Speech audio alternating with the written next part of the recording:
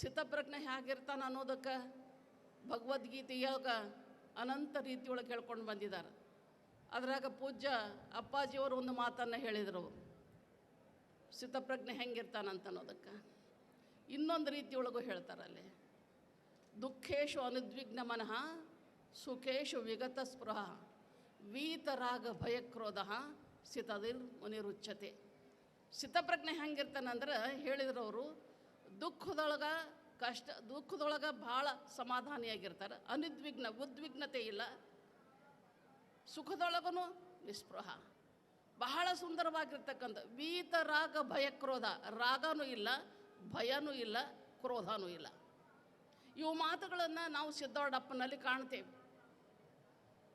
ರಾಗ ಎದರ ಮೇಲೂ ಇಲ್ಲ, ಶರೀರದ ಮೇಲೆ ರಾಗ ಇಲ್ಲ ಅಂತ ತಿಳ್ಕೊಂಡೇ ಜಾತಿ ಕುಲ ವರ್ಣ ಆಶ್ರಮ ಸಂಬಂಧ ಯಾವುಗಳ ಹಂಗಿಲ್ಲದ ಹಂಗೆ ಅವರದಾರ, ಯಾವುದೂ ಇಲ್ಲ. ಒಂದು ಸಂದರ್ಭ ಬರ್ತದೆ, ಸಿದ್ಧಾರೂಢಪ್ಪ ಒಬ್ಬರ ಮನೆಗೆ ಪ್ರಸಾದಕ್ಕೆ ಹೋಗಿದ್ರು. ಪ್ರಸಾದಕ್ಕೆ ಹೋದಾಗ ಆ ತಾಯಿ ಮೃಷ್ಟಾನ್ನ ಅಡುಗೆ ಮಾಡಿ, ಇನ್ನೇನು ತುಪ್ಪ ಕಾಶಿನಪ್ಪ ಈಗ ನಿಮಗೆ ತಂದು ನೀಡ್ತೀನಿ, ಒಂದು ಕ್ಷಣ ನಿಂದರಿ ಅಂತ ಹೇಳಿದಾಗ ಸಿದ್ಧಾರೂಢಪ್ಪ ಅಂದ್ರಂತ, ತುಪ್ಪ ಯಾಕೆ ಬೇಕಾ ತಾಯಿ, ಮುಸ್ರಿ ಗಡಿಗಾಗಿ ಏನು ಹಾಕಿದ್ರು ಅದು ಮುಸ್ರಿನಿದ, ತುಪ್ಪರ ಯಾಕೆ ಬೇಕು ಅಂತ ಹೇಳಿದರು. ತುಪ್ಪದ ಜೊರೋತೆ ಏನದ ಹಂಗೆ ನಮ್ಮ ಶರೀರ ಅನ್ನೋದು ಒಂದು ಮುಸ್ರಿ ಗಡಿಗೆ, ಶರೀರ ಅನ್ನೋದು ಹೊಟ್ಟೆ ಅನ್ನೋದು ಒಂದು ಮುಸ್ರಿ ಗಡಿಗೆ ಅಂದ್ರೆ ಅವರು ಎಷ್ಟು ಅಭಿಮಾನ ಇಲ್ಲದ್ರ ಮೇಲೆ. ಒಮ್ಮ ಬೇಸಿಗೆದಾಗ ಹಿಂಗೆ ಕಟ್ಟಿ ಮೇಲೆ ಕುಂತಿದ್ರಂತ ಅಜ್ಜವರು, ಯಾವಕ್ಕಿನೊಬ್ಬ ಹೆಣ್ಮಗಳ ಮಜ್ಗಿ ತಂದು ಕೊಟ್ಲಂತ. ಮಜ್ಗಿ ಅದ್ರ ಬಾಯಿ ದೊಡ್ಡದಿತ್ತು, ಮಗಿ ಒಳಗೆ ತಂದು ಕೊಟ್ಲಕ್ಕಿ. ಅದನ್ನು ಕುಡಿಬೇಕು ಹೆಂಗೆ, ಮಧ್ಯಾಹ್ನದ ಹೊತ್ತ ಕುಡಿಬೇಕು ಹೆಂಗೆ ಅಂತ ತಿಳ್ಕೊಂಡು ಆ ಕಡೆ ನೋಡಿದ್ರಂತ. ಶಿಷ್ಯ ಒಬ್ಬ, ಯಪ್ಪ ವಾಟೆ ತರ್ತೀನಿ ತರ್ರಿ ಅಂತ ತಿಳ್ಕೊಂಡು ಓಡ್ಕೋತ ಅಡುಗೆ ಮನೆಗೆ ಹೋದ. ಅಡುಗೆ ಮನೆಗೆ ಹೋಗಿ ವಾಟೆ ತರ್ತೀನಿ ಅಂತ ಬೆಳ್ಳಿ ವಾಟೆ ತರೋದ್ರಾಗ ಅಲ್ಲಿ ಒಂದು ಪಟ್ಟಿ ಬಿದ್ದಿತ್ತು, ತೆಂಗಿನಕಾಯಿ ಹೊಡೆದದ ಪಟ್ಟಿ. ಅದನ್ನು ತೊಗೊಂಡು ಅದ್ರಾಗ ಹಾಕ್ಕೊಂಡು ಕುಡ್ದು ಬಿಟ್ರಂತ ಸಿದ್ಧಾರೂಢಪ್ಪ. ಯಪ್ಪ ಹಿಂಗ್ಯಾಕೆ ಮಾಡ್ದಿ, ನಾ ಬೆಳ್ಳಿ ವಾಟಿ ತರೋದ್ರಾಗ ಈ ಪಟ್ಟ್ಯಾಗ ಯಾಕೆ ಕುಡ್ದೆ ಯಪ್ಪ ಅಂತ ತಿಳ್ಕೊಂಡು ಕೇಳ್ದವ. ಆವಾಗ ಸಿದ್ಧಾರೂಢಪ್ಪ ಅಂದ್ರಂತ, ಅಪ್ಪ ಈ ಬೆಳ್ಳಿ ವಾಟ್ಯಾಗ ನನ್ನದು ಅನ್ನೋದು ಅಭಿಮಾನ ಇರ್ತದ, ಪರಮಾತ್ಮ ಮಾಡಿದ ಪಟ್ಟಿ ಒಳಗೆ ಯಾವ ಅಭಿಮಾನವೂ ಇಲ್ಲೋ ಅಂಥದ್ದು ಇದು ಅದ ಅಂತ ತಿಳ್ಕೊಂಡು ಹೇಳಿದ್ರಂತ. ಹಾಗೆ ಯಾವುದರೊಳಗೂ ಅಭಿಮಾನ ರಹಿತವಾಗಿರ್ತಕ್ಕಂಥ ವೀತರಾಗ ಯಾವುದು ಬಂದ್ರೂ ಅದಕ್ಕೆ ನೋಡಂಗಿಲ್ಲ. ಎಂಥದ್ದು ನಿರಭಿಮಾನ ಸ್ಥಿತಿ ಇತ್ತು ಅಂದ್ರೆ ದೇಹ ಪ್ರಾಣ ಮನಬುದ್ಧಾದಿಗಳ ದಾಟಿದ ಸ್ಥಿತಿ ಸಿದ್ಧಾರೂಢಪ್ಪಂದ. ಕೇವಲ ಅರಿವಿನ ಚೈತನ್ಯ ಸ್ವರೂಪ ಸಿದ್ಧಾರೂಢಪ್ಪ. ಯಾರು ಇಲ್ಲದಾಗ ಅಂಥ ಸ್ಥಿತಿ ಒಳಗೆ ಅವರು ಸದಾ ಇರ್ತಕ್ಕಂಥವ್ರು. ಜಗದುದ್ಧಾರಕ್ಕಾಗಿ ಶರೀರದೊಳಗೆ ಬಂದು, ಈ ಅಂತಃಕರಣದೊಳಗೆ ಬಂದು, ಇಂದ್ರಿಯದೊಳಗೆ ಬಂದು, ಪ್ರಾಣ ಬುದ್ಧಾದಿಗಳಲ್ಲಿ ಬಂದು, ಶರೀರದೊಳಗೆ ಬಂದು ಉಪದೇಶ ಮಾಡ್ತಿದ್ದರು. ಭಕ್ತರ ಉದ್ಧಾರಕ್ಕಾಗಿ ಅನಂತ ಲೀಲೆಗಳನ್ನು ಮಾಡಿದರು. ಈಗಲೂ ಮಾಡ್ತಾ ಇದ್ದಾರಲ್ಲ ಅನಂತ ಲೀಲೆಗಳು ಸಿದ್ಧಾರೂಢಪ್ಪಂದ, ಒಂದ ಎರಡ, ಈಗಲೂ ಸಾವಿರ ಲೀಲೆಗಳು ನಾವು ನೋಡಾಕತ್ತೇವೆ. ಎಂಥ ಮಹಾನುಭಾವ. ಸ್ಥಿತಪ್ರಜ್ಞೆ ಅನ್ನೋದಕ್ಕೆ ಲಕ್ಷಣ ಹೇಳೋದು ಬೇಡ, ಸ್ವತಃ ನಿಮ್ಮೆಲ್ಲರಕ್ಕೆ ಅನುಭವ ಅದಾವ. ಸ್ಥಿತಪ್ರಜ್ಞೆ ಸಿದ್ಧಾರೂಢಪ್ಪ ಏನು ಇದ್ದರು ಅನ್ನೋದಕ್ಕೆ ಜಗತ್ತಿನಾಗ ಇವತ್ತು ಆ ಸ್ಥಿತಿ ಒಳಗದಾರ ಅವರು. ಇಲ್ಲ ಅಂತನೇ ಅನ್ಲಿಕ್ಕೆ ಬರಂಗಿಲ್ಲ. ಇವತ್ತೂ ನೀವು ಎಲ್ಲಿ ನೆನೆಸಿದ್ರು ಅಲ್ಲಿ ಪ್ರತ್ಯಕ್ಷ ಅದಾನ, ಎಲ್ಲಿ ನೆನೆಸಿದ್ರೆ ಅಲ್ಲಿ ಪ್ರಕಟ ಅದಾನ. ಭಾಳ ಸುಂದರವಾಗಿರ್ತಕ್ಕಂಥದ್ದು ಅವರ ಜೀವನ. ಅಂಥದ್ದು ಸ್ಥಿತಪ್ರಜ್ಞೆ ಸಿದ್ಧಾರೂಢ ಅನ್ನೋದಕ್ಕೆ ಸಾವಿರ ಉದಾಹರಣೆಗಳದಾವ. ಆಗಲೇ ಹೇಳಿದರು ಸಿದ್ಧಾರೂಢಪ್ಪ, ಭಯ ಅವನಿಗೇನೂ ಇಲ್ಲ. ಆಗಲೇ ಹೇಳಿದರು ಯಾರೋ ಒಬ್ಬರು, ಸಿದ್ಧಾರೂಢಪ್ಪ ಡುಮ್ಗೇರಿ ಸುಡಗಾಡ್ನಾಗ ಹೆಣ ಒಂದು ಸುಟ್ಟು ಹೋಗಿದ್ರಂತ, ಹಾಗೆ ಉರಿತಿತ್ತು. ಹೋಗಿ ಮಧ್ಯರಾತ್ರಿ ಒಳಗೆ ಕಾಸ್ಕೋತ ಕುಂತಿದ್ರಂತ. ಅದರ ಮುಂದೆ ಕಾಸ್ಕೋತ ಕುಂತಿದ್ರೆ ಕೇವಲ ಚಳಿಗಾಲ ದಿನ, ಅದ್ರಾಗ ಹುಬ್ಬಳ್ಳಿ ಚಳಿ, ಕಾಸ್ಕೋತ ಕುಂತಿದ್ರಂತ. ಅಂಥದ್ರಾಗ ಮಧ್ಯರಾತ್ರಿ ಒಳಗೆ ಯಾರೋ ಒಂದು ಹೆಣ ತೊಗೊಂಡು ಬಂದ್ರಂತ. ಹೆಣ ತೊಗೊಂಡು ಅದು ಉಬ್ಬಿ ಹೋಗಿತ್ತಂತೆ. ಹೆಣ ಎಲ್ಲಿ ಬಾವ್ಯಾಗ ಬಿದ್ದು ಸತ್ತಿತ್ತು ಎಂಥದೋ ಏನೋ. ಹೆಣ ತೊಗೊಂಡು ಬಂದ್ರಂತ. ಅವ್ರಂದ್ರೆ ಈ ಹೆಣ ತೊಗೊಂಡು ಬಂದಾರ ಜನ, ನನ್ನ ಈ ಸ್ಥಿತಿಯೊಳಗೆ ಮಧ್ಯರಾತ್ರಿ ಒಳಗೆ ನನಗೆ ನೋಡಿದ್ರೆ ಅಂಜಿ ಓಡಿ ಹೋಗಂಗದಾರ ಅಂತ ತಿಳ್ಕೊಂಡು ಎದ್ದು ಹೋಗ್ಬೇಕಂತ ತಿಳ್ಕೊಂಡು ಅಲ್ಲಿದ್ದು ಎದ್ದು ಹೊಂಟ್ರಂತವ್ರು. ಎದ್ದು ಹೋಗುವಾಗ ಆ ಜನ ನೋಡೇ ಬಿಟ್ರವರು. ಯಪ್ಪ ಇದು ಮಧ್ಯರಾತ್ರಿ ಸುಡುಗಾಡ್ನಾಗ ಇಂಥದ್ದು ಒಂದು ಏನೋ ಹೊಂಟದಪ್ಪ ಅಂತ ತಿಳ್ಕೊಂಡು ಹೆಣ ಅಲ್ಲೇ ಒಗೆದು ಓಡಿ ಹೋದ್ರಂತೆ ಎಲ್ಲರೂ. ಹೆಣ ಅಲ್ಲೇ ಒಗೆದು ಓಡಿ ಹೋದರು. ಓಡಿ ಹೋದ ಬಳಿಕ ಸಿದ್ಧಾರೂಢಪ್ಪ ಅಂದರು, ಪಾಪ ಅಂಜಿ ಹೋಗ್ಯಾರ ನನಗೆ ಅಂತ ತಿಳ್ಕೊಂಡು ಹೆಣದ ಸಮೀಪ ಅಂದ್ರತ್ತ ಬಂದ ಮ್ಯಾಲಿನ ಅರಿವಿ ತೆಗೆದು ಆ ಹೆಣಕ್ಕೆ ಹೋಳು ಮೈ ಮಾಡಿದ್ರಂತ, ಮಗ್ಗಲ ಮೈ ಮಾಡಿ ಬೆನ್ನಿಗೆ ಬೆನ್ನು ಕೊಟ್ಟು ಮಕ್ಕೊಂಡ್ರಂತ. ಪರಮಾತ್ಮ ಎಷ್ಟು ದಯಾವಂತದನ, ನನ್ನ ಈ ಸ್ಥಿತಿಗೆ ಅವನೇ ಕಳಿಸಿಕೊಟ್ಟಾನ ಅಂತ ತಿಳ್ಕೊಂಡು ಮ್ಯಾಲೆ ಅದು ಹೊಚ್ಕೊಂಡು ಗಡತ್ತು ನಿದ್ದೆ ಮಾಡಿದ್ರಂತ. ಯಾವಾಗ ಹುಬ್ಬಳ್ಳಿಯಾಗ ಬರ್ತಾರ ಭಕ್ತರು ಕೇಳಿದಾಗ ಆವಾಗ ಒಂದು ಮಾತು ಅಂತಾರಂತ, ಅವತ್ತು ಹೆಣದ ಬೆನ್ನಿಗೆ ಬೆನ್ನು ಕೊಟ್ಟು ಮಕ್ಕೊಂಡಾಗ ಎಷ್ಟು ಚಂದ ನಿದ್ದೆ ಆಗ್ಯದ, ಅಂಥ ನಿದ್ದೆ ಆಮೇಲೆ ಇಷ್ಟು ವೈಭವ ಅಂದ್ರೆ ಇಲ್ಲ ನೋಡೋ ಅಂತ ಹೇಳಿಬಿಟ್ರಂತ ಸಿದ್ಧಾರೂಢರು. ಎಂಥದ್ದು ಅವ ಕೇಳ್ದ, ಯಪ್ಪ ನಿನಗೆ ಅಂಜಿಕೆ ಬಂದಿಲ್ಲ? ನಾವು ಹೆಣದ ಮುಂದೆ ಹಂಗ ಹೆಣದ ಮುಂದೆ ಹೋಗ್ಬೇಕಂದ್ರೆ ಅನಿಸ್ತೇವೆ, ಸುಡುಗಾಡ ಮುಂದೆ ಹೋಗ್ಬೇಕಂದ್ರೆ ಅಂಜಿಕೆ ಬರ್ತದ ನಮಗೆ, ನಿನಗೆ ಅಂಜಿಕೆ ಬಂದಿಲ್ಲೇನಪ್ಪ, ಅಂಥದಕ್ಕೆ ಬೆನ್ನು ಕೊಟ್ಟು ಮಕ್ಕೊಂಡ್ರಿಯಲ್ಲ ಅಂತ ಕೇಳಿದಾಗ ಸಿದ್ಧಾರೂಢಪ್ಪ ಹೇಳಿದ್ರಂತ, ಅಲ್ಲೋ ಆ ಹೆಣದಾಗೂ ಆ ಸ್ವರೂಪದ, ಎಲ್ಲದ್ರಾಗ ನನ್ನ ಸ್ವರೂಪದ, ನನಗೆ ನಾನೇ ಅಂಜಬೇಕೇನೋ ಅಂತ ಹೇಳಿದ್ರಂತೆ. ಎಂಥ ದಿವ್ಯ ದೃಷ್ಟಿ, ಎಲ್ಲ ಕಡೆ ಬ್ರಹ್ಮ ದರ್ಶನದ ಒಂದು ದಿವ್ಯ ದೃಷ್ಟಿ ಸಿದ್ಧಾರೂಢಪ್ಪಂದ. ಹೆಣ ಅಂತ ನೋಡಿಲ್ಲ, ಮನುಷ್ಯ ಅಂತ ನೋಡಿಲ್ಲ, ಸಣ್ಣವ್ರಂತ ನೋಡಿಲ್ಲ, ಜಾತಿ ಅಂತ ನೋಡಿಲ್ಲ, ಯಾವುದನ್ನು ಕಾಣಲಾರ್ದಂಥ ಮಹಾನುಭಾವ ಸಿದ್ಧಾರೂಢಪ್ಪ. ಅಂಥ ಗುರುನಾಥನ ಅನಂತ ಲೀಲೆಗಳನ್ನು ನಾವು ನೋಡಕ್ಕೆ ಹತ್ತೇವೆ. ನಾವು ಅವನ ಜೀವನದೊಳಗೆ ಈ ಏನು ಸಿದ್ಧಪ್ರಜ್ಞದ ಎಷ್ಟು ಲಕ್ಷಣ ಹೇಳಕ್ಕೆ ಹತ್ತಿದ್ದೇವೆ, ಇವು ಲಕ್ಷಣಗಳಂತಲ್ಲ, ಸ್ವತಃ ಸಿದ್ಧಾರೂಢಪ್ಪ ಎಲ್ಲವನ್ನೂ ಒಳಗೊಂಡಿರ್ತಕ್ಕಂಥ ಮಹಾನುಭಾವ. ಅವನ ನೋಡಿ ಲಕ್ಷಣಗಳು ಬರಿಬಹುದು ಅಷ್ಟೇ, ನಾವು ಅವನ ನೋಡಿ ಲಕ್ಷಣಗಳನ್ನು ನಾವು ಹೇಳ್ಬೋದು. ಅಂಥ ಸ್ಥಿತಪ್ರಜ್ಞೆ ಯಾಕಂತಂದರೆ ಜ್ಞಾನಿಗಳದು ಅವರ ಅಂತಃಕರಣ ವೃತ್ತಿಗಳೇನದಾವ, ಸತ್ವ ರಜ ತಮ ಏನು ವೃತ್ತಿಗಳದಾವ, ಅದಕ್ಕನುಸರಿಸಿ ಅವರ ಪ್ರಾರಬ್ಧಕ್ಕನುಸರಿಸಿ ಅವರ ವ್ಯವಹಾರಗಳು ಭಿನ್ನ ಭಿನ್ನ ಇರ್ತಾವಂತ ಒಂದು ಮಾತನ್ನು ನಾವು ಶಾಸ್ತ್ರದಾಗ ಕೇಳ್ತೇವೆ. ಅವ್ರ ವ್ಯವಹಾರಗಳು ಭಿನ್ನ ಭಿನ್ನ ರೀತಿಯೊಳಗೆ ಇರ್ತಾವೆ. ಬಾಲಕನಂತೆ, ಉನ್ಮತ್ತನಂತೆ ನಾವೆಲ್ಲ ಕೇಳ್ತೇವೆ. ಆ ದಿಶೆ ಒಳಗೆ ಸಿದ್ಧಾರೂಢಪ್ಪ ಬಾಲಕರಂಗೆ ನಿರ್ಮಲ ಭಾವನಾದಿಂದ ನಿರ್ಮಲವಾಗಿರ್ತಕ್ಕಂಥದ್ದು ಚರಿತ್ರೆ ಅವ್ರದ್ದು. ಅಂಥ ಸ್ಥಿತಪ್ರಜ್ಞೆ ಸಿದ್ಧಾರೂಢರು ಅನಂತ ಅನಂತ ರೂಪದೊಳಗೆ ಜಗತ್ತಿನೊಳಗೆ ಲೀಲೆ ಮಾಡಿದ್ದಾರೆ.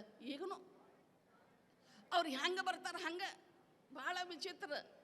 ಒಮ್ಮ ಗುಡ್ಡಾಪುರ ದಾನಮ್ಮದ ಹಂತ್ಯಾಕ ಒಬ್ಬ ಮನುಷ್ಯ ಅವ ಹೋಗಿ ಗುಡ್ಡಾಪುರ ಅಮ್ಮನ ಹಂತ್ಯಾಕೆ ಹೋಗಿ ಸಿದ್ಧಾರೂಢರ ಖ್ಯಾತಿ ಕೀರ್ತಿ ಕೇಳಿದ ಬಳಿಕ ಗುಡ್ಡಾಪುರ ಅಮ್ಮನ ಹಂತ್ಯಾಕೆ ಹೋಗಿ ಕುಂತು ಪ್ರಾರ್ಥನೆ ಮಾಡ್ದ, ಅಮ್ಮ ನಾನಿನ ಭಕ್ತ, ನೀನರ ಮೂರ್ತಿಯಾಗಿ ಕುಂತಿ ನನ್ನ ಸಂಗಟೇನು ಮಾತಾಡಕ್ಕೆ ಅಲ್ನಿ. ಸಿದ್ಧಾರೂಢರು ಹುಬ್ಬಳ್ಳಿ ಒಳಗೆ ಸಿದ್ಧಾರೂಢಪ್ಪ ಚಂದ ಮಾತಾಡ್ತಾನೆ, ನನಗಲ್ಲಿ ಹೋಗ್ಬೇಕು ಅನ್ನಿಸ್ತದಮ್ಮ ಅಂತ ತಿಳ್ಕೊಂಡು ನಮಸ್ಕಾರ ಮಾಡಿ ಹುಬ್ಬಳ್ಳಿಗೆ ಬಂದಂತ. ಹುಬ್ಬಳ್ಳಿಗೆ ಬಂದ ನಮಸ್ಕಾರ ಮಾಡ್ದ ಸಿದ್ಧಾರೂಢಪ್ಪಗೆ ನೋಡಿ ಸಂತೋಷ ಆಯ್ತಾ. ಮಾಡಿ ನಮಸ್ಕಾರ ಮಾಡಿದ ಕೂಡ ಸಿದ್ಧಾರೂಢಪ್ಪ ಕೇಳೇ ಬಿಟ್ರಂತ, ಅಮ್ಮ ಗುಡ್ಡಾಪುರ ಅಮ್ಮನ ದಾನಮ್ಮನಿಂದ ಬಂದಿದ್ದಿ, ನೀನು ದಾನಮ್ಮನ ಸ್ವರೂಪನೇ ಇದ್ದೀಯಪ್ಪ ಅಂತಂದು ಬಿಟ್ರಂತ ಸಿದ್ಧಾರೂಢರು. ನಾ ಅಲ್ಲಿದ್ದು ಬಂದಿದ್ದು ಹೆಂಗೆ ಗೊತ್ತಾಯ್ತಪ್ಪ ಅಂತ ತಿಳ್ಕೊಂಡು ಅವನಿಗೆ ಆಶ್ಚರ್ಯ. ಆದರೂ ಹೋಗಿ ನಮಸ್ಕಾರ ಮಾಡಿ ಇರಪ್ಪ ಸೇವಾ ಮಾಡು ಅಂತ ಹೇಳಿದ್ರು. ಸೇವಾ ಮಾಡೋಂಥ ಒಂದು ಸ್ವಲ್ಪ ದಿವಸ ಉಳಿದ ಬಳಿಕ ಸಿದ್ಧಾರೂಢಪ್ಪ ಅವರು ಒಂದು ದಿವಸ ಒಂದು 5-6 ತಿಂಗಳು ಸೇವಾ ಮಾಡಿದ ಬಳಿಕ ಅವನ ಮನುಷ್ಯನಾಗ ದಾನಮ್ಮಂದು ಭಾಳ ನೆನಪು ಬರಾಕತ್ತ. ಪೂರ್ವ ಸಂಸ್ಕಾರ ಅದಕ್ಕೆ ದಾನಮ್ಮಂದು ಭಾಳ ನೆನಪು ಬರಾಕತ್ತ ಕೂಡಲೇ ಒಂದು ದಿವಸ ಸಿದ್ಧಾರೂಢಪ್ಪ ಮಧ್ಯರಾತ್ರಿ ಒಳಗೆ ಬಡ ಬಡ ಬಂದು ಅಪ್ಪ ದಾನಮ್ಮ ಭಾಳ ನೆನಪು ಮಾಡಕತ್ತಾಳಲ್ಲ, ಹೋಗಪ್ಪ ನೀನು ಅಲ್ಲೇ ಸೇವಾ ಮಾಡು ಅಂತ ಸಿದ್ಧಾರೂಢಪ್ಪ ಹೇಳಿಬಿಟ್ರಂತ. ಎಷ್ಟು ಜಲ್ದಿ ಮನುಷ್ಯನೊಳಗಿನ ತಿಳ್ಕೊಂಡ್ರಲ್ಲ ಅಪ್ಪ ಅಂತ ತಿಳ್ಕೊಂಡು, ಯಪ್ಪ ನಿನಗೆ ಹೆಂಗೆ ಗೊತ್ತಾಯ್ತು ಅಂತ ಕೇಳಿದ್ರಮ್ಮ. ಅಲ್ಲಿ ದಾನಮ್ಮನೇ ಆ ದಾನಮ್ಮನೇ ನೀ ಯಾಕೆ ಬಂದಿದ್ದಪ್ಪ, ಮತ್ತು ನಿನ್ನ ಮನುಷ್ಯನ ಏನು ಅನ್ನೋದು ನನಗೆ ಹೆಂಗೆ ಗೊತ್ತಾಗಂಗಿಲ್ಲ, ಗೊತ್ತಾಗ್ಯದ ಅಂತ ತಿಳ್ಕೊಂಡು ಹೇಳಿದ್ರು. ಆಮೇಲೆ ಅವರು ಮರುದಿವ್ಸ ಹೋಗಿಬಿಟ್ಟ. ಹೋಗಿ ಅಲ್ಲಿ ನೋಡಪ್ಪ ಅಲ್ಲಿ ಹೋಗಿ ಒಂದು ನೀನು ವ್ಯಾಪಾರ ಮಾಡು ಅಂತ ತಿಳ್ಕೊಂಡು ಸಿದ್ಧಾರೂಢಪ್ಪ ಹೇಳಿದ್ರಂತ. ನಿನ್ನ ಜೀವನ ನಡೀತದ, ನಿನ್ನ ಸೇವಾನೂ ನಡೀತದ, ನಿನ್ನ ಭಕ್ತಿನೂ ನಡೀತದ, ಹೋಗಿ ಅಲ್ಲಿ ವ್ಯಾಪಾರ ಮಾಡು ಅಂತ ತಿಳ್ಕೊಂಡು ಹೇಳಿದ್ರಂತ. ಆವಾಗ ಆ ದಾನಮ್ಮನ ಹಂತ್ಯಾಕ ಗುಡ್ಡಾಪುರಕ್ಕೆ ಬಂದ ಬಳಿಕ ಅಂಗಡಿ ಇಟ್ಟ. ಅಂಗಡಿ ಒಳಗೆ ವ್ಯವಹಾರ ನಡೀತು. ಆಮೇಲೆ ಒಂದು ಚಾದ ಅಂಗಡಿನೂ ಇಟ್ಟಂತ ಅದ್ರ ಮಗ್ಗಲ ಚಾದ ಅಂಗಡಿನೂ ಇಟ್ಟ. ಒಂದು ಸಲ ಏನಾಗಿತ್ತಂತ, ಆ ಚಾದ ಅಂಗಡಿ ಮಗ್ಗಲ ಮನೆಯಾಗ ಒಂದು ಮದ್ವೆ. ಆ ಮದುವೆ ಇದ್ದಾಗ ಮದುವೆಯವರೆಲ್ಲ ಭಾಳ ಜನ ಬರ್ತಾರ, ಚಾದ ಅಂಗಡಿಗೆ ಬರ್ತಾರೆ. ನಮ್ಮಲ್ಲಿ ಚಾದ ಗಿರಾಕಿ ಚಲೋ ಆಗ್ತದ ಅಂತ ಹೋಗಿ ಹೊತ್ತು ಮುಣಿಗೆ ನೋಡ್ತಾನ. ಆ ಡಬ್ಬ್ಯಾಗ ಸಕ್ಕರೆನೇ ಇದ್ದಿಲ್ಲ, ಸಕ್ಕರೆನೇ ಇಲ್ಲ. ಮತ್ತು ನಾಳೆಗೆ ಚಾ ಸಲುವಾಗಿ ಮದುವೆ ಮಂದಿ ಎಲ್ಲ ಬಂದ್ರೆ ಹೆಂಗೆ ಮಾಡಲಿ ಅಂತ ಚಿಂತೆ ಆಯಿತು. ಚಿಂತೆಯಾಗಿ ಏನು ಮಾಡಲಿ ಅಂತ ಹಾಗೆ ಮಕ್ಕೊಂಡಂತ ಕನಸಿನಾಗ ಸಿದ್ಧಾರೂಢಪ್ಪ ಬಂದ ಅಲ್ಲೋ ಸಕ್ಕರೆ ಇಲ್ಲ ಅಂತ ಚಿಂತೆ ಮಾಡಕ್ಕೆ ಹತ್ತಿದ್ದೇನು, ಎಲ್ಲದ ತೋರಿಸೋದು ಸಕ್ಕರೆ ಡಬ್ಬಿ ಅಂತ ಹೇಳಿದ್ರಂತ ಸಿದ್ಧಾರೂಢರು. ಆಯ್ತಪ್ಪ ಅಂತ ತಿಳ್ಕೊಂಡು ಕನಸಿನಾಗ ಹೋಗಿ ಸಕ್ಕರೆ ಡಬ್ಬಿ ತೆಗೆದ್ನಂತ ಹಿಂಗೆ ಕೈ ಮಾಡಿದ ಕೂಡಲೇ ಸಕ್ಕರೆ ಹಾಗೆ ಸುರಿಯಾಕೆ ಹತ್ತದ್ರಾಗ ಸುರಿದು ಅದು ಸುತ್ತಮುತ್ತ ಎಲ್ಲ ಚೆಲ್ಲುತ್ತ ಹಾಗೆ ಅದೃಶ್ಯ ಆದ್ರೆ ಮುಂಜಾನೆ ಅದು ನೋಡ್ತಾನೆ, ಹೋಗಿ ನೋಡೋದ್ರಾಗ ಸಕ್ರೆ ಡಬ್ಯಾಗ ಸಕ್ರೆ ತುಂಬಿ ಹರಿಲಿಕ್ಕತ್ತಿತ್ತಂಥದ್ದು. ಎಂಥದಪ್ಪ ಸಕ್ರೆ ತುಂಬಿತ್ತು, ಎಂಥ ಗುರುನಾಥ ಅದಾನ, ಇಂಥ ಆಶ್ಚರ್ಯದಲ್ಲ ಇದು ಅಂತ ತಿಳ್ಕೊಂಡು ಮರುದಿವ್ಸ ಹೋಗಿ ಸಿದ್ಧಾರೂಢಪ್ಪನ ಹುಬ್ಬಳ್ಳಿಗೆ ಬಂದು ನಮಸ್ಕಾರ ಮಾಡುವಾಗ ಸಿದ್ಧಾರೂಢಪ್ಪ ಅಂದ್ರತ್ತ, ಯಾಕಪ್ಪ ಚಾಕ್ ಸಕ್ರೆ ಸಾಲ್ತೇನಪ್ಪ ಅಂತ ಸಿದ್ಧಾರೂಢಪ್ಪ ಕೇಳಿದ್ರಂತ. ಅಂಥ ಗುರುನಾಥ ಎಲ್ಲರ ಮನುಷ್ಯನೊಳಗಿನ ಈ ಬೇಡಿಕೆಗಳನ್ನಂತನ್ನೋ ಪ್ರಶ್ನೆ ಇಲ್ಲ. ಅವನ ಬೇಡಿಕೆ ಅವನ ಮುಂದೆ ಮನುಷ್ಯನಾಗ ಅಂದ್ರೂ ಅವನಿಗೆ ಅಂಥದ್ದು ಒಂದು ಶಕ್ತಿ ಅವನ ಹಂತಕ್ಕದ. ಅಷ್ಟ ಸಿದ್ಧಿಗಳು ಅವನ ಹಂತಕ್ಕೆ ಸೇವಾ ಮಾಡ್ತಕ್ಕಂಥವು ಯಾರೇ ಜ್ಞಾನಿಗಳಿರಲಿ ಅವ್ರ ಹಂತಕ್ಕೆ ಸಿದ್ಧಿಗಳು ಇರ್ತಾವಂತನ್ನೋ ಮಾತನ್ನು ಸಿದ್ಧಾರೂಢಪ್ಪನ ಹೇಳಿದ್ದಾರೆ. ಒಮ್ಮೆ ಹಿಂಗೆ ಪ್ರವಚನ ಹೇಳೋ ಹೊತ್ನಾಗ ಹಿಂಗೆ ಕೈ ಮಾಡಿದ್ರಂತ ಸಿದ್ಧಾರೂಢಪ್ಪ. ಯಪ್ಪ ಯಾರಿಗೆ ಕೈ ಮಾಡಿದಿರಿ ಅಂತ ಕೇಳಿದ್ರೆ ಸಿದ್ಧಾರೂಢಪ್ಪ ಹೇಳಿದ್ರಂತ, ಅಷ್ಟು ಸಿದ್ಧಿಗಳು ನನ್ನ ಸೇವಾ ತಗೋ ಪರಮಾತ್ಮ ಅಂತ ಬೇಡಾಕತ್ತಾವ, ಈ ಪ್ರವಚನ ವೇದಾಂತ ನಡೆಯೋ ಹೊತ್ನಾಗ ನಿಂದೇನು ಕೆಲಸ ಇಲ್ಲ ಹೋಗಂತ ಕಳಿಸಿದ್ನಿ ಅಂತ ಸಿದ್ಧಾರೂಢಪ್ಪ ಹೇಳಿದ್ರಂತ. ಅಂಥದ್ದು ಅಷ್ಟಸಿದ್ಧಿಗಳು ಅವ್ರ ಹಂತಕ್ಕೆ ಸೇವಾ ಮಾಡ್ತಕ್ಕಂಥ ಪ್ರಸಂಗದೊಳಗೆ ಎಲ್ಲ ಭಕ್ತರನ್ನು ಉದ್ಧಾರ ಮಾಡೋಕ್ಕೆ ಅವುಗಳ ಉಪಯೋಗ ಮಾಡ್ಕೊಂಡಿದ್ದಾರೆ. ಇರ್ಲಿಕ್ಕಂದ್ರೆ ನಿಚ್ಚಳ ವೇದಾಂತವನ್ನು ಉಪದೇಶ ಮಾಡ್ಯಾರ ಅವರು. ಅವರ ವೇದಾಂತದ ಗ್ರಂಥವನ್ನು ನಮ್ಮ ಹಂಪಿಯ ವಿದ್ಯಾನಂದ ಭಾರತೀ ಮಹಾಸ್ವಾಮಿಗಳು ಸಿದ್ಧಾರೂಢಪ್ಪನ ಪ್ರವಚನ ಆ ಹೊತ್ನಾಗ ಸಿದ್ಧಾರೂಢಪ್ಪ ಪ್ರವಚನ ಹೇಳುವಾಗ ಫಕೀರಪ್ಪ ಪೆನ್ಷನ್ದಾರ ಅಂತಕ್ಕಂಥವನು ಬರ್ಕೊಳ್ತಿದ್ನಂತ. ಹೆಂಗೆ ಹೇಳ್ತಿದ್ರು ಹಂಗೆ ಬರ್ಕೋತಿದ್ನಂತವ. ಅದಕ್ಕೆ ಶಾಸ್ತ್ರ ಗೊತ್ತಿಲ್ಲ, ಜ್ಞಾನ ಗೊತ್ತಿಲ್ಲ. ಅವ್ರು ಹೆಂಗೆ ಹೇಳ್ತಿದ್ರು ಹಂಗೆ ಬರ್ಕೋತಿದ್ರು ಅಂತವರು. ಬರ್ಕೊಂಡಾಗ ಯಾವಾಗ ನಮ್ಮ ಹಂಪಿ ಅಪ್ಪವರು ಇಂಚಲ್ ಅಪ್ಪವರು ಅವ್ರ ಮನೆಗೆ ಹೋದಾಗ ಅವ ಹೇಳಿದ್ರಂತ ಅವ್ರ ಮನೆಯವ್ರು, ನಮ್ಮ ಪೂರ್ವಜರು ಹೀಗೆಲ್ಲ ಬರ್ಕೊಂಡು ಇಟ್ಟಿದ್ದದರಿ ಅದನ್ನು ತೋರಿಸಿದ್ರಂತ. ಅದನ್ನು ಪ್ರಿಂಟ್ ಮಾಡಿ ಪ್ರಚಾರ ಮಾಡಬೇಕಂತ ತಿಳ್ಕೊಂಡು ಅದನ್ನು ಹಂಗೆ ಗ್ರಂಥ ರೂಪದೊಳಗೆ ಪ್ರಿಂಟ್ ಮಾಡಿಸಿದಾರ. ಇವತ್ತು ಸಿದ್ಧಾರೂಢಪ್ಪನ ಪ್ರವಚನ ನಾವು ಓದಕ್ಕೆ ಸಿಗ್ತದೆ, ಅವ್ರ ಅಂತೆ ಗ್ರಂಥಗಳ ರೂಪದಿಂದ ಅದಾವೆ. ಅಂಥದ್ದು ಸಿದ್ಧಾರೂಢಪ್ಪನ ಪ್ರವಚನ ಇವತ್ತು ನಮಗೂ ಕೇಳಾಕ ನಮಗೂ ಓದಾಕ ಸಿಗ್ತಾವೆ. ಅಂಥ ಗ್ರಂಥನೂ ಅದ, ಅದು ನಮ್ಮ ಹಂಪಿಯಪ್ಪರು ಪ್ರಿಂಟ್ ಮಾಡಿಸಿದ್ದಾರೆ. ಇರಲಿ, ಸಿದ್ಧಾರೂಢಪ್ಪನ ಉಪದೇಶ ಬಹಳ ದೊಡ್ಡದು. ಜೀವನ್ಮುಕ್ತ ಮಹಾಯೋಗಿ ಅಂತ ಏನಂತ ನಾವು ನೋಡ್ಬೇಕಂದ್ರೆ ಸಿದ್ಧಾರೂಢಪ್ಪ ಎರಡೂ ರೂಪ ಧಾರಣ ಮಾಡ್ಯಾರ. ಅವರು ಜೀವನ್ಮುಕ್ತದೊಳಗೆ ಅವರು ಬ್ಯಾಡಾಯ್ತು, ಹೆಂಗೆ ಲೀಲೆ ಆದಡೆ ಉಮಾಪತಿ ಲೀಲೆ ತಪ್ಪಿದರೆ ಸ್ವಯಂಭೂ ಅಂತ ಹೆಂಗೆ ಹೇಳ್ತಾರಲ್ಲ, ಆ ದಿಶೆಯೊಳಗೆ ಸಿದ್ಧಾರೂಢಪ್ಪನ ಲೀಲೆಗಳನ್ನು ನೋಡ್ತೇವೆ. ಅವ್ರು ನಿರ್ಗುಣ ಸಮಾಧಿ ಒಳಗೂ ಇರ್ತಿದ್ರು, ಸಗುಣದೊಳಗೂ ಬರ್ತಿದ್ರು, ಉಪದೇಶನೂ ಮಾಡ್ತಿದ್ರು. ಆದ್ರೆ ಅವ್ರನ್ನ ತಿಳ್ಕೊಳ್ಳೋರು ಭಾಳ ಮಂದಿ ಸಿಗಲಿಲ್ಲ ಹುಬ್ಬಳ್ಳಿಯಾಗ. ಅವ್ರು ಅಂದ್ರಂತ ಅವ್ರ ಹಂತಕ್ಕೆ ಬೇಡಾಕ ಬರೋರು ಪ್ರಪಂಚದ ವಸ್ತುಗಳನ್ನೇ ಬೇಡಾಕ ಬಂದರು ಹೊರತ ಅವ್ರು ಏನು ಅದಾರಂತ ತಿಳ್ಕೊಳ್ಳೋದು ಭಾಳ ಕಮ್ಮಿ ಜನ. ಅವ್ರು ಏನು ಇದ್ರು ಅನ್ನೋದು ತಿಳ್ಕೊಳ್ಳೋರು ಭಾಳ ಕಡಿಮೆ. ಅವರು ಸಾಕ್ಷಾತ್ ಪರಮಾತ್ಮನೇ ಆಗಿದ್ರು ಅಂತಕ್ಕಂಥದ್ದು ನಾವು ನೋಡ್ತೇವೆ. ಕೊನೆಗೆ ಯಾರೋ ಒಬ್ಬರು ಕೇಳಿದ್ರಂತ, ಏನಪ್ಪ ನೀವು ಹುಬ್ಬಳ್ಳಿಗೆ ಬಂದಿ ಅಂತ ಅಂದಾಗ ಸಿದ್ಧಾರೂಢಪ್ಪ ಕೊನೆಗೆ ಒಂದು ಮಾತು ಹೇಳಿದ್ರಂತ, ಏನಪ್ಪ ಮುತ್ತು ರತ್ನಗಳ ಹೊರಿನೇ ಹೊತ್ಕೊಂಡು ನಾ ಬಂದೆ, ಅದನ್ನು ಇಳಿಸ್ಕೊಳ್ಳೋರು ನನಗೆ ಯಾರೂ ಸಿಗಲಿಲ್ಲ, ಬರೀ ಮೇಲಿಂದ ತೊಗೊಂಡು ಹೋದರು, ಸಂಸಾರದ ವಿಷಯಗಳೇ ತೊಗೊಂಡು ಹೋದ್ರು ಹೊತ್ತು ಆ ವೇದಾಂತದ ಅಂತಿಮ ನಿಲುವು ಏನನ್ನ ಯಾರೂ ಕೇಳಲಿಕ್ಕೆ ತಯಾರಿಲ್ಲಲ್ಲ ಅಂತ ತಿಳ್ಕೊಂಡು ಭಾಳ ಖೇದದಿಂದ ಅಂದ್ರತ್ತ. ಕೆಲವರೇ ಸಿಗ್ತಾರ ಅಂಥದ್ದು ಮುಖ್ಯ ಸ್ಥಿತಿ ಒಳಗೆ ಹೋದಂಥವ್ರು ನಾವು ನೋಡ್ತೇವೆ. ನಮ್ಮ ಆರೂಢ ಜ್ಯೋತಿ ಶಿವಪುತ್ರ ಸ್ವಾಮಿಗಳು, ನಮ್ಮ ಗುರುನಾಥ ಆರೂಢ ಮಹಾಸ್ವಾಮಿಗಳು, ಇನ್ನು ಕೆಲವರಲ್ಲಿ ನಾವು ಇದನ್ನು ಕಾಣಕತ್ತೇವೆ. ಅಂಥದ್ದು ಸಿದ್ಧಾರೂಢಪ್ಪ ಹೇಳಿದ್ರು. ಕೊನೆಗೆ ಸಿದ್ಧಾರೂಢಪ್ಪ ಭಾಳ ಪರಿಸ್ಥಿತಿ ನೋಡಿಕೊಂಡು ಗುರುನಾಥ ಆಡಪ್ಪ ಹೇಳಿದ್ರಂತ, ನೀ ಸಂಸಾರಕ್ಕೆ ಈ ಮಂದಿಗೆ ನಂಬೇಡ, ಯಾರಿಗೂ ನಂಬಬೇಡ. ಸಿದ್ಧಾರೂಢಪ್ಪ ಈ ಮಾತು ಹೇಳಿದ್ದು. ನಂಬೋದಾದ್ರೆ ಪರ್ಯಾಣ ಇದು ಮಗಿ ನಂಬು, ಬೂದಿಗೆ ನಂಬು, ಇನ್ನು ಯಾರಿಗೂ ನಂಬಲಿಕ್ಕೆ ಹೋಗಬೇಡ, ನೀ ಮಾತಾಡಲ ಮೌನ ಆಗಿರು ಅಂತ ತಿಳ್ಕೊಂಡು ಕೊನೆಗೆ ಖೇದದಿಂದ ಈ ಮಾತನ್ನು ಸಿದ್ಧಾರೂಢಪ್ಪ ಹೇಳಿದ್ರಂತನೂ ನಾವು ಕೇಳ್ತೇವೆ ನಾವು. ಯಾಕಂದ್ರೆ ಇದನ್ನು ಅವ್ರು ಎಂದೂ ಹಿಂಗೆ ಅದನ್ನು ಅಪೇಕ್ಷೆ ಮಾಡಲಿಲ್ಲ. ಅವರು ಯಾರ ಮೃಷ್ಟಾನ್ನ ಅಡುಗೆ ಮಾಡಿ ಪ್ರಸಾದಕ್ಕೆ ಕರೆದ್ರೆ ಅವ್ರು ಅಂತಿದ್ರಂತ, ಜೋಳಿಗೆಗಿಂದ ಇದು ತುತ್ತ ಬಾಯಾಗಿಟ್ಕೊಂಡು ಹಂಗೆ ಪ್ರಸಾದಕ್ಕೆ ಹೊಕ್ಕಿದ್ರಂತ. ರಾಚಪ್ಪ ಅಂತಿದ್ನಂತ, ಯಪ್ಪ ಆ ಎಳ್ಯಾಕ ತಿರುಗಾಡೋ ಹೊತ್ನಾಗ ನೀ ಮಣ್ಣಾಗ ನೀರು ಕಲಸಿ ಕುಡ್ದಿಯಪ್ಪ, ಈಗರ ಮೃಷ್ಟಾನ್ನ ಬರಾಕತ್ತದ, ರಾಜ ಮಹಾರಾಜರು ಪ್ರಸಾದ ಮಾಡ್ಸಾಕತ್ತಾರ, ಅದಕ್ಕೆ ಈಗರ ಚಂದ ಊಟ ಮಾಡೋ ಯಪ್ಪ ಅಂತ ಕೇಳಿದ್ರೆ ಅವಾಗ ಸಿದ್ಧಾರೂಢಪ್ಪ ಅಂದ್ರಂತ, ಈ ಸಾವುಕಾರ ಮಂದಿಗೆ ನಂಬೇಡ್ದೋ, ಯಾವಾಗ ಹಿಡಿತಾವ ಯಾವಾಗ ಕೈ ಬಿಡ್ತಾವ ಗೊತ್ತಾಗಂಗಿಲ್ಲ ಹೋಗೋ ಅಂತ ಹೇಳಿದ್ರಂತ ಸಿದ್ಧಾರೂಢರು. ಅದಕ್ಕೆ ಪ್ರಪಂಚಕ್ಕೆ ನಂಬಿಲ್ಲ ಅವರು. ಆದರೂ ಉಪದೇಶ ಮಾತ್ರ ಎಲ್ಲರೂ ಉದ್ಧಾರ ಆಗಲಿ ಅನ್ನೋ ಕಳಕಳಿಯಿಂದ ಅನಂತ ಪ್ರಕಾರದಿಂದ 3 ಹೊತ್ತು ಉಪದೇಶ ಮಾಡ್ತಿದ್ರು. ಅನಂತ ಲೀಲೆಗಳ ಮೂಲಕ ಭಕ್ತರೊಳಗೆ ಭಕ್ತಿ ಹುಟ್ಟಿಸಿದ್ರು. ಭಕ್ತಿದಿಂದ ನಿರ್ಮಲ ಭಕ್ತಿ ಬೆಳೆದು ವಿವೇಕ ಜಾಗೃತ ಆಗಲಿ, ಅವರೊಳಗೆ ಜಾಗೃತ ಆಗಿ ಅಧ್ಯಾತ್ಮ ತತ್ವ ತಿಳ್ಕೊಂಡು ಧನ್ಯ ಆಗಲಿ ಅನ್ನೋ ಕಳಕಳಿಯಿಂದ ಅವರು ಅವತಾರ ತೊಗೊಂಡು ಬಂದವರು. ಅಂಥ ಸಿದ್ಧಾರೂಢಪ್ಪನ ಇದೊಂದು ಮಹತ್ತರವಾಗಿರ್ತಕ್ಕಂಥ ಕಾರ್ಯಕ್ರಮವನ್ನು ನಮ್ಮ ಟ್ರಸ್ಟ್ ಕಮಿಟಿಯವರು ಹಮ್ಮಿಕೊಂಡಿದ್ದರು. ಧರ್ಮದರ್ಶಿಗಳೆಲ್ಲ ಬಹಳ ಮುತುವರ್ಜಿ ವಹಿಸಿ ಕಾರ್ಯಕ್ರಮವನ್ನು ಏರ್ಪಾಡು ಮಾಡ್ಕೊಂಡು ಬಂದಿರ. ಸುಮಾರು 2-3 ತಿಂಗಳಿಂದ ಈ ಕಾರ್ಯಕ್ರಮದ ಸುತ್ತ ಅವರು ಅದಾರ. ಅಂಥದ್ದು ನಮ್ಮ ಕಲ್ಯಾಣ ಶೆಟ್ಟರಾಗಲಿ, ನಮ್ಮ ವಿಶ್ವ ವೇದಾಂತ ಪರಿಷತ್ತಿನ ಶ್ಯಾಮಾನಂದ ಪೂಜಾರಿ ಅವರಾಗಲಿ, ಎಲ್ಲ ಧರ್ಮದರ್ಶಿಗಳು ಬಹಳ ಪ್ರೀತಿಯಿಂದ ಈ ಕಾರ್ಯಕ್ರಮವನ್ನು ಆಯೋಜನೆ ಮಾಡಿ ಎಲ್ಲರಿಗೂ ವೇದಾಂತವನ್ನು ತಿಳಿಸ್ಬೇಕು ಅಂತ ಸ್ವತಃ ಅವರೇ ವೇದಾಂತ ಭಾರಿ ಚಂದ ಹೇಳಿದರು. 1 ದಿನ 2 ದಿನ ವೇದಾಂತ ಓದ್ರೆ ಕೇಳಿದ್ರೆ ತಿಳಿಯಂಗಿಲ್ಲ. ಇದು ಜೀವನ ಸವಿಸ್ಬೇಕು ಅಂದ್ರೆ ವೇದಾಂತ ಏನು ಅನ್ನೋದು ಗೊತ್ತಾಗ್ತದೆ. 2 ದಿನದಾಗ 4 ದಿನದಾಗ ಸುಮ್ಮ ಮ್ಯಾಲಿಂದ ಗೊತ್ತಾಗ್ತದೆ ಅಷ್ಟೇ.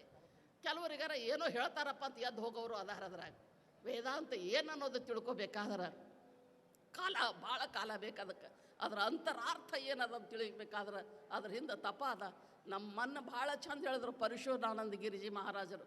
ಭಾಳ ತತ್ವ ಭಾಳ ಸುಂದರವಾಗಿ ತಿಳಿಸ್ಕೊಟ್ರು. ಖರೆ ಎಷ್ಟು ಮಂದಿಗೆ ತಿಳಿತೋ ಎಷ್ಟು ಮಂದಿಗೆ ಬೀಳ್ತೋ ಗೊತ್ತಿಲ್ಲ.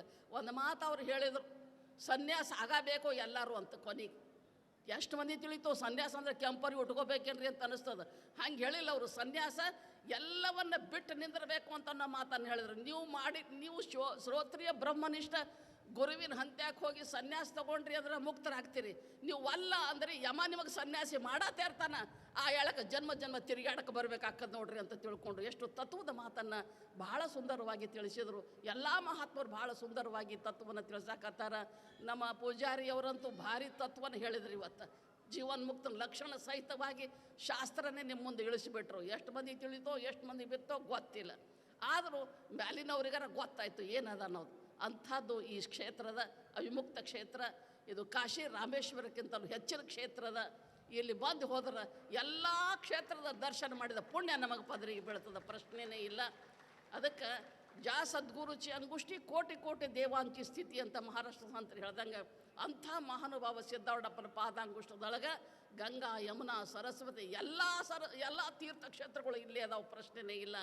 ಅಂಥದ್ದು ಕ್ಷೇತ್ರದೊಳಗೆ ಇಂಥ ಭವ್ಯ ಕಾರ್ಯಕ್ರಮ ಅವರು ಆಯೋಜನೆ ಮಾಡಿ ಎಲ್ಲ ಮಹಾತ್ಮರನ್ನು ಕರೆಸಿ ಇಂಥ ಭವ್ಯ ಕಾರ್ಯಕ್ರಮನ ನಡೆಸಿಕೊಟ್ರಲ್ಲ.